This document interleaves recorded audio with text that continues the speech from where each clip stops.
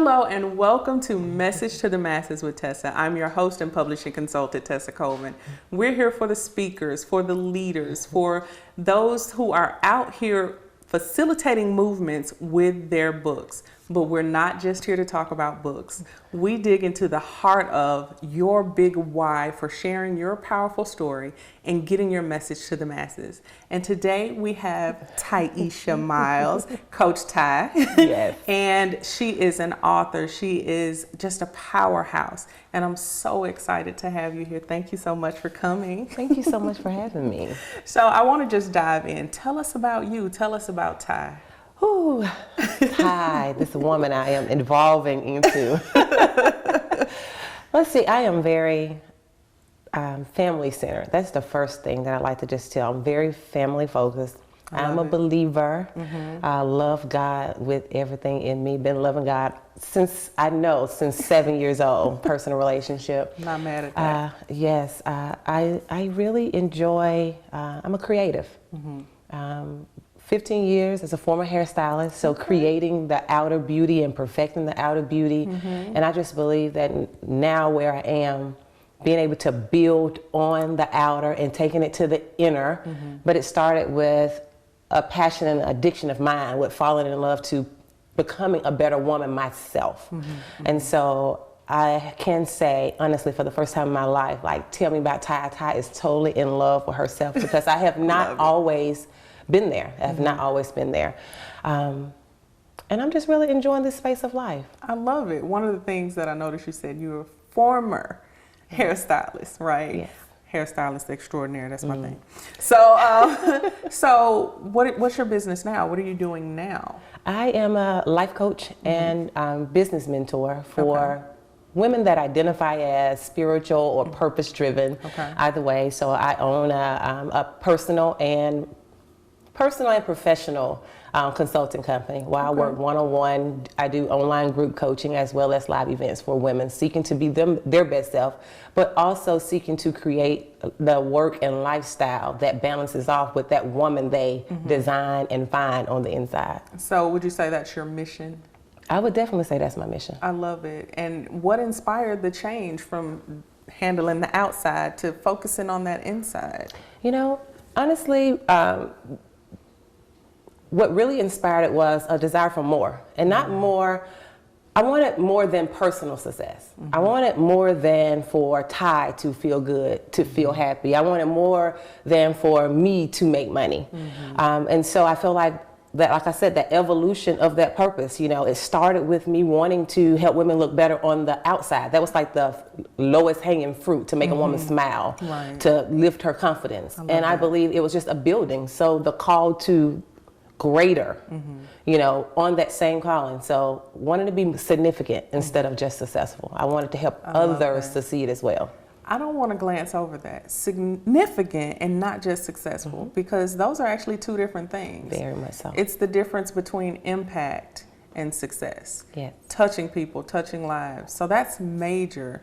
And I applaud you for that. That is sticking with me. I mean, so you said you went on this personal journey. I know it wasn't easy. Anytime someone says journey, Yes. you already know that means there was ups and downs, there were hills and mountains and all of that. So tell me a little bit more about what was the catalyst? What was that for you as an individual? Like what made you say something's got to be different than this? It's got to be more than this. Okay. There's two significant points in my life. Okay. One, when I was a teenage girl, I had my first baby at the age of 16. Okay. Before that, I had a contract to become a model, like a for real deal contract. I was headed out into the world. And I mean, all the way down to it was just waiting for a clean bill of health. And I went into the doctor to find out. Wow. You know, I went to the doctor to get my clean, to have my, your test, your physical, your checkup. And the nurse came, as quick as she went to the back, she came right out and said, "Did you know you were pregnant?" Wow. So that was my first moment, because everything that I knew about Tye, everything I had loved about me was connected to becoming a model. Wow. And so my first significant shift was, I'm pregnant now, I'm gonna have this child, and the contract goes away, life changes like Wow. like a flipping of a switch. Right. And so that's the first time I had to identify with the Tye within me. My personal journey started then. I had to rebuild myself from the inside out because I had an identity crisis because Tye was the model, not the baby mama, you know? And then so the second time is like I was sharing, you know, when I decided to leave, no longer be a hairstylist, I wanted to do more. I was in a place in my life, a licensed minister. I was in a place in my life in the pulpit in life. I am successful personally, but so many people around me were suffering. So many people around me, I mean, it just made my heart sink. So wait right there. Let me stop you right there because you just said something. Your journey, your transitions were twofold. There were more steps. It wasn't just one thing. Right. And I want to stop right there. We're going to take a break, but I want you guys to come back because we're going to dig into that myth that there's just this one catalyst for change in your life. So stay with us. We'll be back in just a few minutes.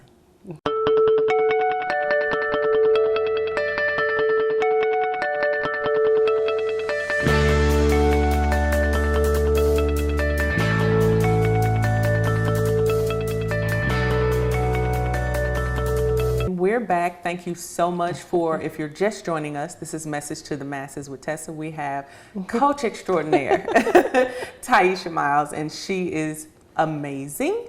And we're going to just continue this conversation because before we went to break, you mentioned two places where you had significant shift in your life and it was time to change some things. So I want to touch base on that because often when we're in a journey, in a self-discovery phase, we think it's going to be this one thing that changes our lives. We think that one thing is it, but you've already given us an example that that's not true. That ain't true, as I say. That's right. So you had those two pivotal moments. The first moment you went from, okay, now I'm not model, I'm mama, right, to being a financially successful, fierce, let's say that, hair designer.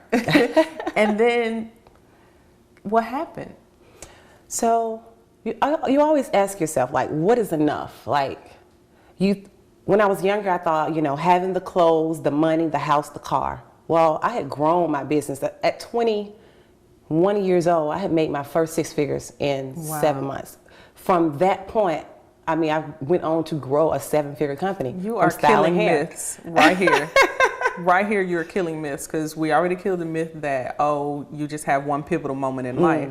Now you're killing the myth that certain occupations can't make $1 million businesses. Right. I love that. I'm sorry, I just had to stop you right there. You're so right. You're so right. And not only the certain occupations, but you have the status quo. She had a baby at 16. Right. You know, single salon, entrepreneur, solopreneur. I was a solopreneur doing that. And so I had the money, I had the cars, I had, you know, the clothing, the stuff. You know, the stuff. And so outwardly, everybody will look at me like Tye is successful. She has it going on, but inside, I was unhappy. Wow. And one of my mentors, she said it this way, and it just sticks to me. She said, it's like licking the menu at the restaurant. Wow. When you go into a restaurant, you're hungry. You want this meal with all this flavor, a Mexican restaurant, for instance. Right. And because I love a taco and I love Mexican.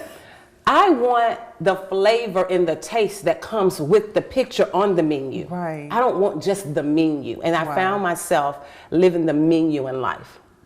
I just want to ask, okay, that right there, that's a game changer. Are you ordering off the menu or are you licking the menu? Right. Two different in things. your life. That's two different things. You went through all the trouble to get to that moment of being in that wonderful place. And as opposed to enjoying the morsels, you're gonna lick the menu. Right. That just changed my life. So it wasn't feeling. It wasn't feeling. It wasn't satisfying. fulfilling. Yes. Yeah. And so what did you do though? You know, it's one thing to realize something is off, but you gotta do something different. Otherwise it's insanity, right? What did you do different? I had to have a real conversation with myself. When you get to a place where, you know, if most people are driven by money, they're motivated by money. So when money is no longer the motivation, what then kicks in for you? For me, it was all about living my purpose. Like living. I wanted to be happy, genuinely happy with me, inside out, whether like in the presence or absence of money. And so it was at a place I was just like, okay, if I'm going to have this faith in God, because I'm a believer, it is time. If I believe that He's calling me, God is requiring me to do something different. Although I have this successful salon, what is the transition going to be like so that I can get to the place that I feel like He's calling me to? So I had to make a plan. I started on my exit strategy. Okay, exit strategy. I hear you, God. So, you know, I'm at this place where either I'm going to trust Him and walk by faith, or I'm going to be okay with being unsatisfied and continuing to lick the menu in life. And that was not an option. That was not an option. It doesn't sound like it was an option. So it doesn't sound like it. Had a conversation with my husband, you know, and he knows once I make it in my mind and my heart that I'm doing something, I'm doing it. It's done. And it's done. It's good as done. And so we started to build out, what is it going to take financially? What is it going to take for my clients? What is it going to take for my business to go to that next place to support my purpose in life? This is what I love about what you're saying. Life coaches, that's a term that we hear often, but you're a life coach who chose life, right? And in choosing life, that doesn't mean you didn't choose success. And so I can't wait to get into that. Like, I'm smiling already. I can't wait to get into that because I always tell people success is subjective. Oh, yes. Right? So in my journey, when I told people I'm leaving corporate, you know, as people say, my good job, to go off and help people write books, they're like, what? She has lost her mind. She's lost her mind. She has all these degrees to pay for. And so, you know, so let's talk about you. You know, I said it in jest, but you can do hair. Like, you can do some hair.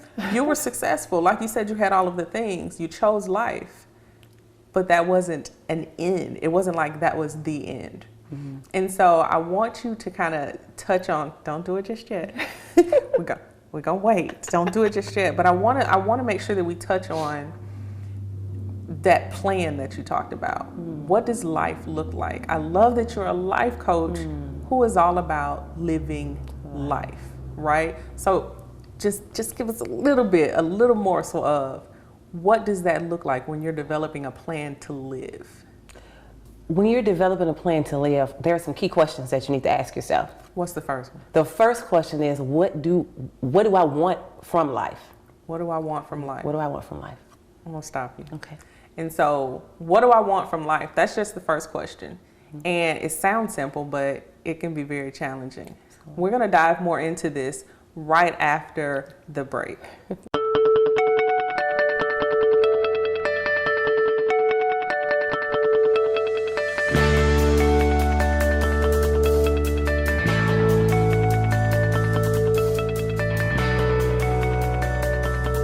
And we are back with Message to the Masses with Tesa. We have she's just extraordinaire at this point. Extraordinaire. Coach Tye here. And she has already given us just step one in creating a plan to live. So we're not going to call it a life plan, but creating a plan to live. And step one was simply, it sounds simple, it really is, but we'll make it hard. Just know what you want. Know what you want out of life. That's major. How did you figure out what you wanted? There was of course, there's just some natural desires. I'm a creative, and so I think big. I think so much that TV is like a non-necessity for me because I can see it, I can visualize it in my mind. And so there's just some natural things that you want to have for yourself, and you want those around you, those that you love, to experience in life. So, you know, what I want a nice home. I want to be able to have options in life, choices in life, dress what I want, don't have to worry about the label, but what I want, whatever that is. So you have that type stuff. But then you have the question, you have to go deeper with that and say, it's important to know what you want in life because you need to know when you arrive at it. If you don't know what you want, how are you going to know that you have it when you get it? And how are you going to know when you can shift gears? Because there is a deceleration place that has to take place in everybody's life. Wow. There is a shift that has to take place. Like, okay, now that I have set out and accomplished those things that I said that I want from life. Now what? Now what? But if you never answered that question, what do I want from life? You'll find yourself, like many people, we're just going and going and going and going. And going. And going. Like the Energizer Bunny. So essentially what you're saying is, as with any trip, you got to know what the destination is. How do you know when you've arrived, right? Right. So this is going to sound like a simple question. Was that easy? Was it easy to figure that out? No. No. It wasn't easy. It was not easy at all. So you came to slay myths today. It was not easy. It was scary. Okay. It was just get face to face with what you want. Right. Because I believe, from my personal experience, society and my family, those who had some sort of authority in my life, they determined what I wanted for me. Okay. Okay. Society told me, my What you should parents want. told me what you want, going to church, they telling you what you want. Right. So I had to step back out of that box and sort through all these different labels and categories, perspectives that people place on you and say, where is Tye in this? Wow. What's necessary? Wow. Because you'll find yourself chasing a life and creating a life, not for you, but for everybody else. Everybody else. So some point in there, you went through this process. You pulled yourself up and you said, this is what I want. Right. And you went after it. At some point, you decided, you know what? I'm going to teach other people to do this. So you got into coaching. And then at some point, you decided you were going to start writing a book. Knowing how methodical you are, being that creative and everything, tell us a little bit about the journey of that book. What's the purpose? What is it doing? Is it a how-to? What's happening? What's the conversation in your book? The conversation is definitely more, it's a how-to. Okay. And it is how to design the belief system that supports your best interest in life. I love that. How to design your own belief system. I love that word design. That's powerful because it means you have some control. Yes. You have some control. A lot of times we think, going back to living your life, you think you're on autopilot, like you said, but you're on autopilot because you put so many people in the pilot seat, right? Right. Is it a pilot seat? Is that the thing?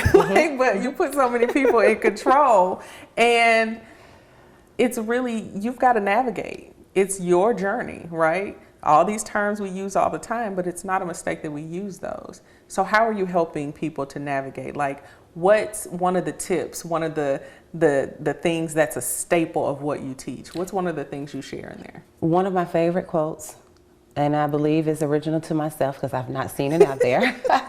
But everything you need to succeed is within you. Mm-hmm. That is like the thing that I teach. I start there, whether you're a personal client or a business client. Mm-hmm.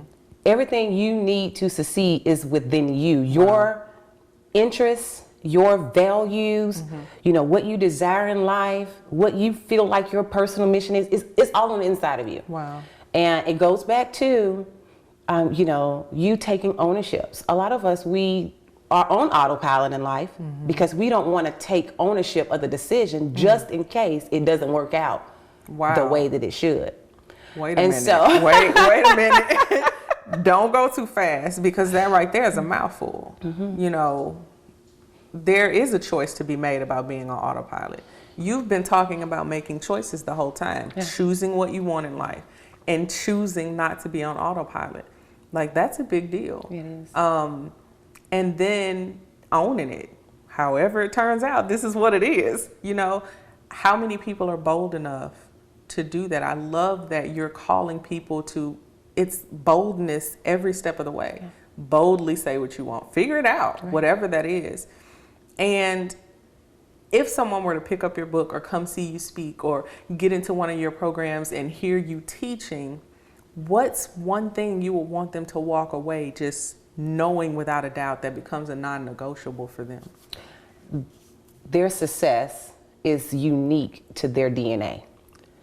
So when you do not accept who you are, your DNA is like a snowflake. There's not two. Right. So when you don't discover, accept, and own who you are, you're going to always experience and attract what I like to call false success. Wow. It's that lick the menu success because you're not being you. Wow. You're not doing the things you love. You're not doing the things that make you happy, because it's when we're doing the things that we love and make us happy, we do more of it. Right. We attract more of the results of us loving that, which is success, you're abundance, teaching right now. Okay. prosperity, peace.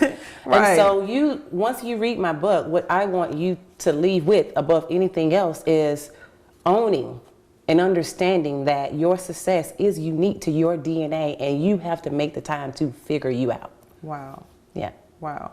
So I'm going to steal another tip. So after you figure out what you want and you go through that process, because you've already told us it's a process, you got to basically learn you and figure out, okay, no, that wasn't me. That was mom and dad. That was, my sister or whoever. What do I want? The next step is to what?